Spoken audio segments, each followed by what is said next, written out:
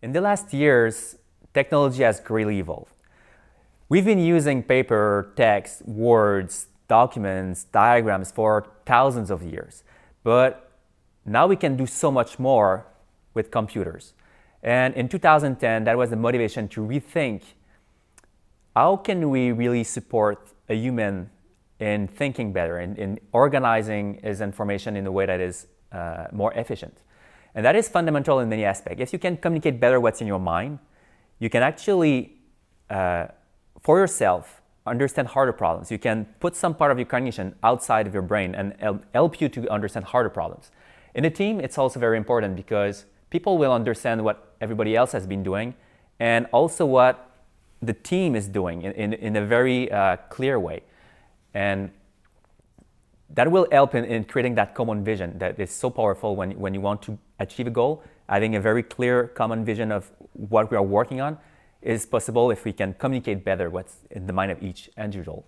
And finally, as a manager, teacher, some people that are around the processes, being able to understand where people are going, what the people have understood is a key element to give better feedback, to give better directions. So it's also very powerful if you can better communicate what's in your mind for all these reasons. To tackle that ambitious problem, we went through a lot of literature. We look at different domains of literature where in cognitive psychology, they look at more like the human brain, the way we think, the way we create concepts. And in sociology, how people interact. In education, how you learn, how you build concepts, how you scaffold them.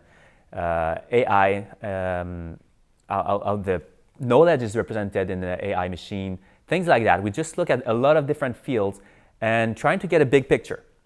And at some point, we had to synthesize all that. So we went through a lot of work, and we ended up having something that is closely related to activity theory of Vygotsky, where we actually have the subject being the human, the person that thinks, that is connected to the object, the goal of its reflection. So knowledge, building knowledge, trying to understand problems, solving problem.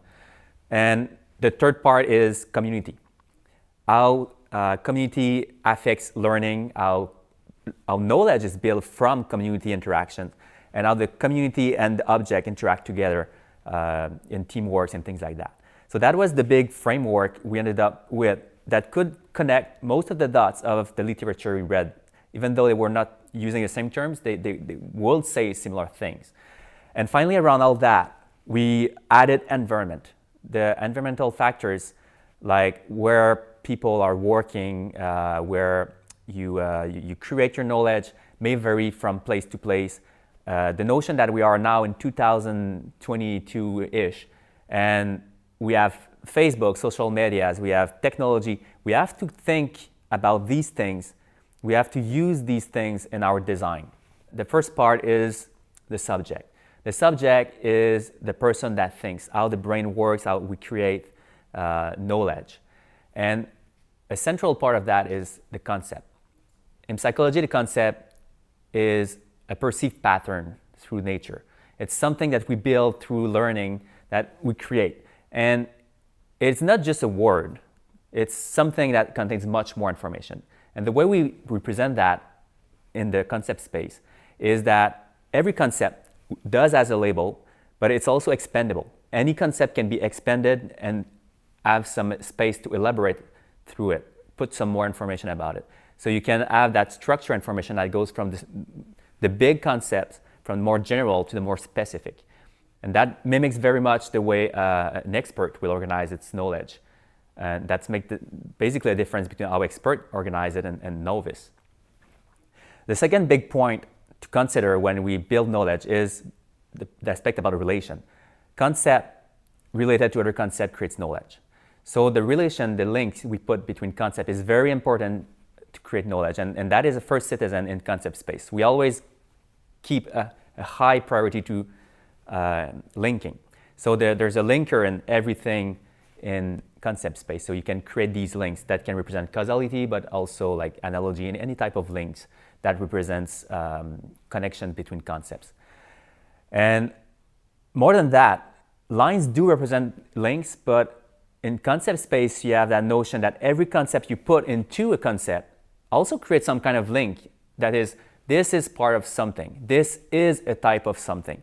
So these links are also created without having to always resort to lines.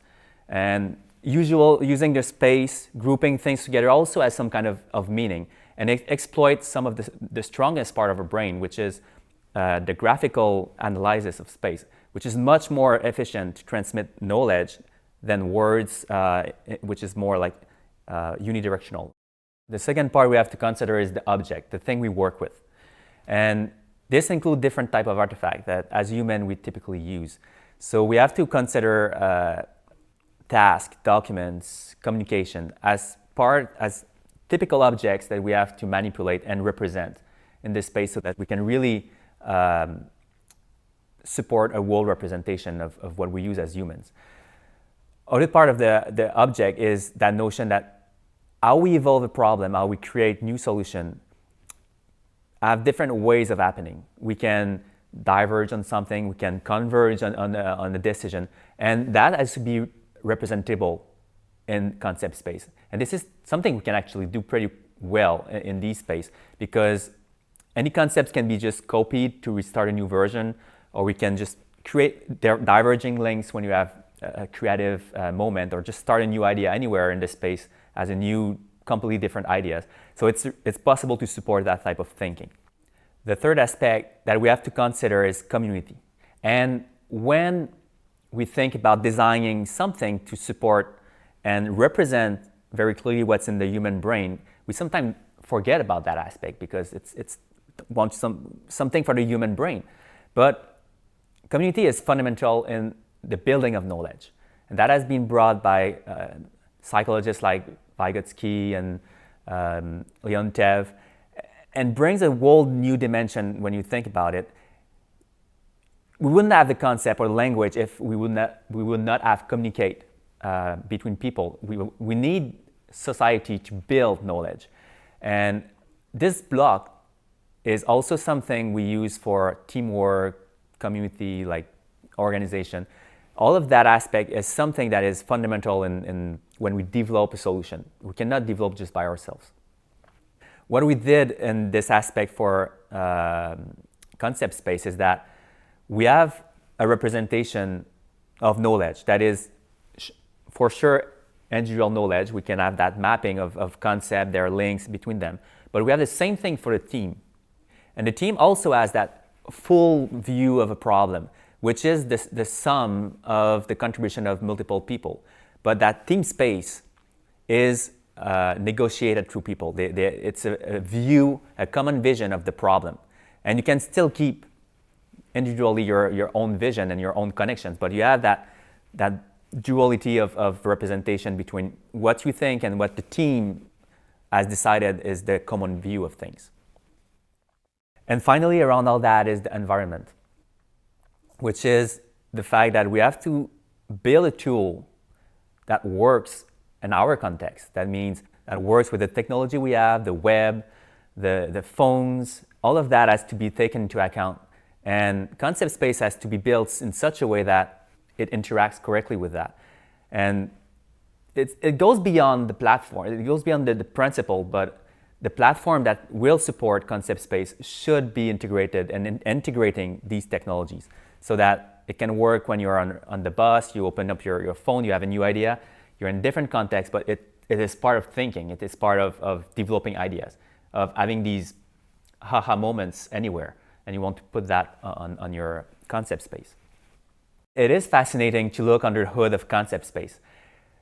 By using concept space, individuals and teams create a graph of knowledge, interconnected concepts, and that with a lot of depth. It has a huge potential to create a space for reusing knowledge and increasing the capacity of the organization to solve harder problems. When we look at our society right now, we have so much problems that are hard to solve, that needs collaboration between people, that needs to go way further than our little group of research. So concept space is also a nice solution to put forward a way of increasing our global capacity to innovate.